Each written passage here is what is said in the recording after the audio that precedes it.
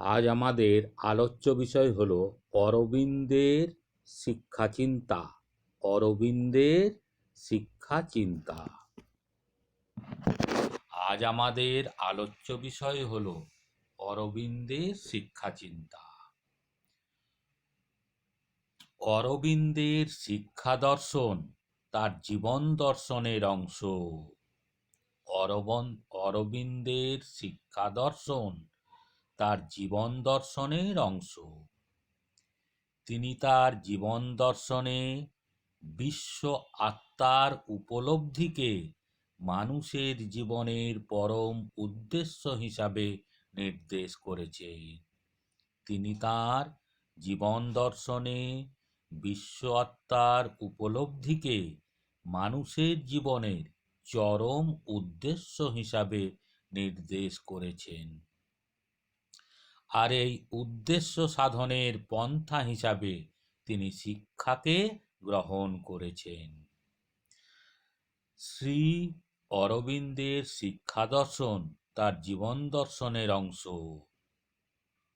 তিনি তার জীবন দর্শনে বিশ্ব আত্মার উপলব্ধিকে মানুষের জীবনের চরম উদ্দেশ্য হিসাবে নির্দেশ করেছেন, আর এই উদ্দেশ্য সাধনের পন্থা হিসাবে তিনি শিক্ষাকে গ্রহণ করেছেন।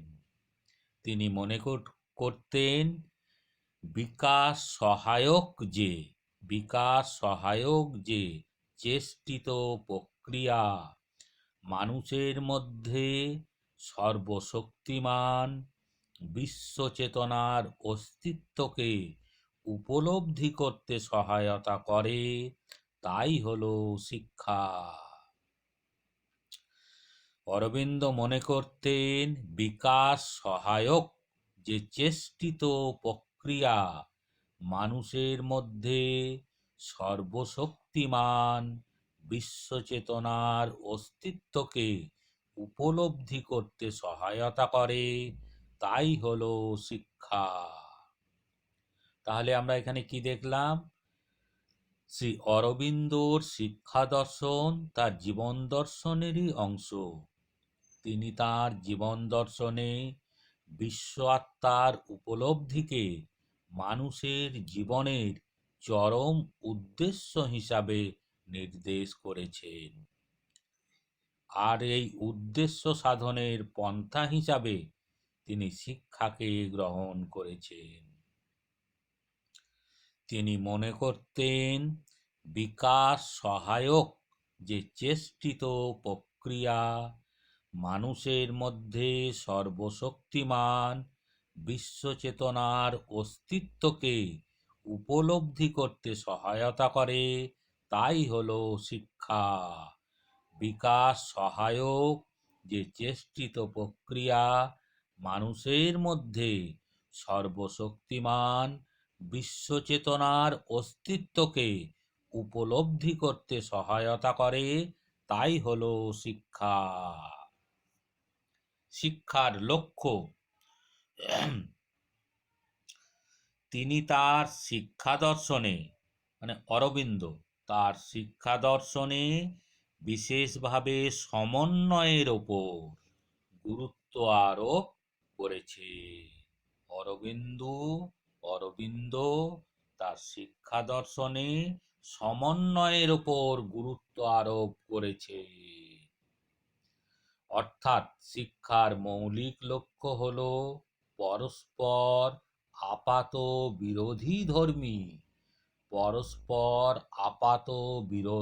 বিরোধী ধর্মী কতকগুলি প্রবণতার মধ্যে সমন্বয় সাধন করা। অরবিন্দ বিশ্বাস করতেন ব্যক্তি জীবনের বিকাশের ক্ষেত্রে এই সমন্বয়গুলি ঘটাতে পারলে ব্যক্তি তার জীবনের চরম লক্ষ্যে উপনীত হতে সক্ষম হবে। শিক্ষার মৌলিক লক্ষ্য হল পরস্পর আপাত বিরোধীধর্মী কতকগুলি প্রবণতার মধ্যে সমন্বয় সাধন করা। অরবিন্দ বিশ্বাস করতেন ব্যক্তি জীবনের বিকাশের ক্ষেত্রে এই সমন্বয়গুলি ঘটাতে পারলে ব্যক্তি তার জীবনের চরম লক্ষ্যে উপনীত হতে সক্ষম হবে। অর্থাৎ অরবিন্দর মতে শিক্ষার লক্ষ্যগুলি হলো: এক, শিক্ষার একটি লক্ষ্য হল ব্যক্তিসত্তার বস্তুনিষ্ঠতা এবং আধ্যাত্মিকতার মধ্যে সমন্বয় সাধন করা। এক, শিক্ষার একটি লক্ষ্য হল ব্যক্তিসত্তার বস্তুনিষ্ঠতা এবং আধ্যাত্মিকতার মধ্যে সমন্বয় সাধন করা। শিক্ষার একটি লক্ষ্য হল ব্যক্তিসত্তার বস্তুনিষ্ঠতা এবং আধ্যাত্মিকতার মধ্যে সমন্বয় সাধন করা। দুই,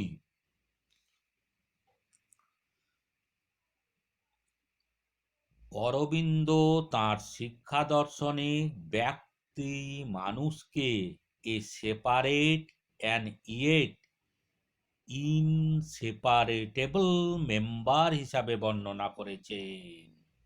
অরবিন্দ তার শিক্ষা দর্শনে ব্যক্তি মানুষকে a separate and yet inseparable member হিসাবে বিবেচনা করেছেন। ভালো করে শুনো, a separate and yet inseparable member হিসাবে বিবেচনা করেছেন।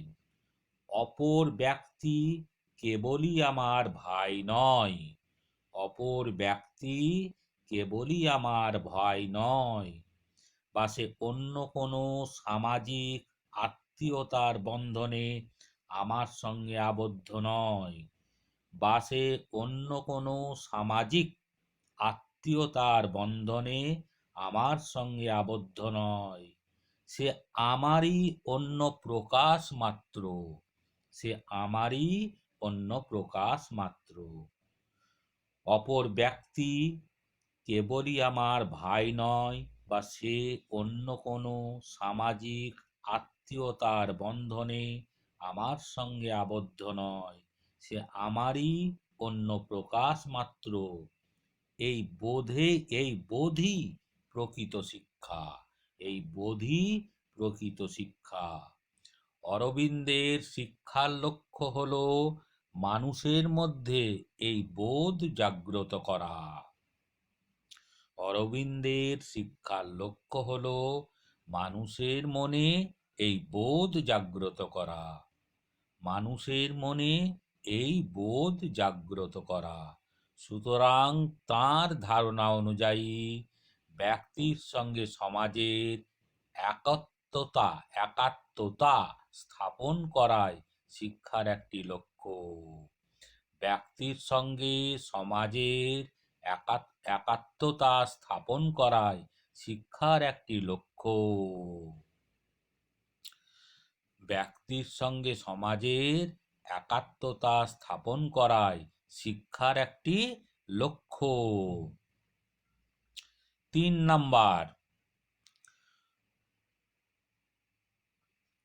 বস্তুগত বিচারে অরবিন্দের শিক্ষার একটি লক্ষ্য হল, বস্তুগত বিচারে অরবিন্দের শিক্ষার একটি লক্ষ্য হল শিক্ষার্থীর সামনে জ্ঞানের সকল ক্ষেত্রগুলিকে উন্মুক্ত করে দিয়ে সেগুলির পরিপূর্ণ একক রূপটুকু উপলব্ধিতে তাকে সহায়তা করা। বস্তুগত বিচারে অরবিন্দের শিক্ষার একটি লক্ষ্য হল শিক্ষার্থীর সামনে জ্ঞানের সকল ক্ষেত্রগুলিকে উন্মুক্ত করে দিয়ে সেগুলিকে পরিপূর্ণ একক রূপটুকু উপলব্ধিতে তাকে সহায়তা করা। শিক্ষার একটি লক্ষ্য হল শিক্ষার্থীর সামনে জ্ঞানের সকল ক্ষেত্রগুলিকে উন্মুক্ত করে দিয়ে সেগুলির পরিপূর্ণ একক রূপটুকু উপলব্ধিতে তাকে সহায়তা করা। 4,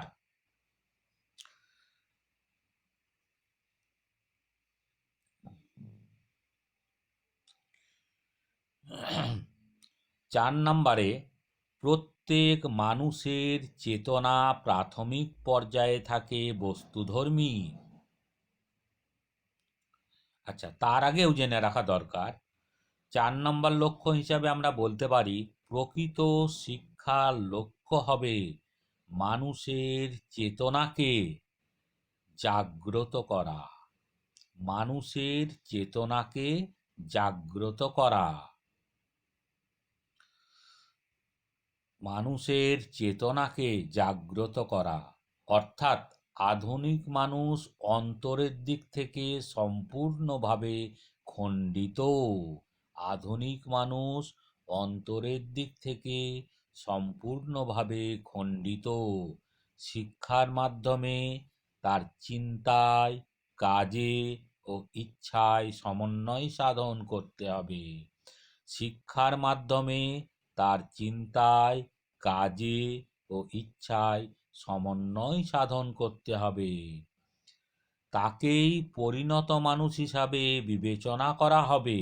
তাকেই পরিণত মানুষ হিসাবে বিবেচনা করা হবে, যার ইচ্ছা, কাজ ও চিন্তা পরস্পরের সঙ্গে সামঞ্জস্যপূর্ণ। তাকেই পরিণত মানুষ হিসাবে বিবেচনা করা হবে, যার ইচ্ছা, কাজ ও চিন্তা পরস্পরের সঙ্গে সামঞ্জস্যপূর্ণ। তিনি বলেছেন, ব্যক্তিসত্তাকে আত্মার সান্নিধ্যে আনতে পারলে তার মধ্যেকার বিচ্ছিন্নতা দূর হবে। তিনি বলেছেন, ব্যক্তিসত্তাকে আত্মার সান্নিধ্যে আনতে পারলে তার মধ্যেকার বিচ্ছিন্নতা দূর হবে।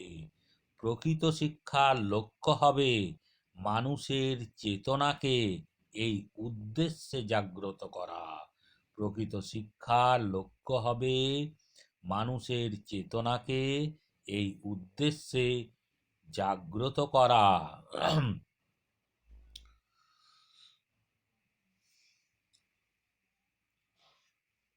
অরবিন্দ তাঁর দার্শনিক সংজ্ঞা দ্বারা বিশ্বব্রহ্মাণ্ডের এক অখণ্ড বিশ্বব্রহ্মাণ্ডের এক সমন্বয়ের রূপ প্রত্যক্ষ করতে সক্ষম হয়েছিলেন।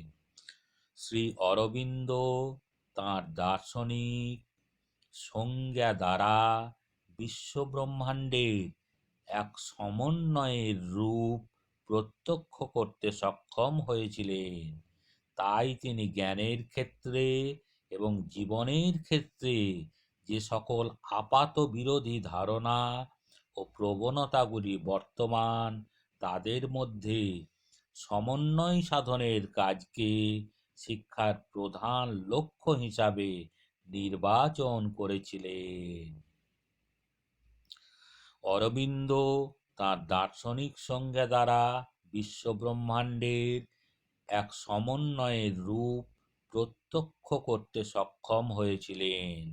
তাই তিনি জ্ঞানের ক্ষেত্রে এবং জীবনের ক্ষেত্রে যে সকল আপাত পরস্পর বিরোধী ধারণা ও প্রবণতাগুলি বর্তমান, তাদের মধ্যে সমন্বয় সাধনের কাজকে শিক্ষার প্রধান লক্ষ্য হিসাবে নির্বাচন করেছিলেন।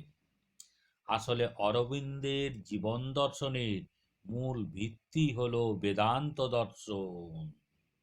অরবিন্দের জীবন দর্শনের মূল ভিত্তি হল বেদান্ত দর্শন। তিনি বলেছেন, প্রত্যেক মানুষের মধ্যে কিছু না কিছু শুভ বর্তমান। প্রত্যেক মানুষের মধ্যে কিছু না কিছু শুভ বর্তমান। এই শুভ শক্তিই হল সর্বশক্তিমান পরমাত্মা বা ব্রহ্ম। এই শুভ শক্তিই হল সর্বশক্তিমান পরমাত্মা বা ব্রহ্ম। ব্যক্তি জীবনের সকল রকম প্রচেষ্টার মূল উদ্দেশ্য হল সেই শুভ শক্তিকে খুঁজে বের করা এবং তার বিকাশ সাধন করা। ব্যক্তি জীবনের সকল প্রচেষ্টার মূল উদ্দেশ্য হল সেই শুভ শক্তিকে খুঁজে বের করা এবং তার বিকাশ সাধন করা।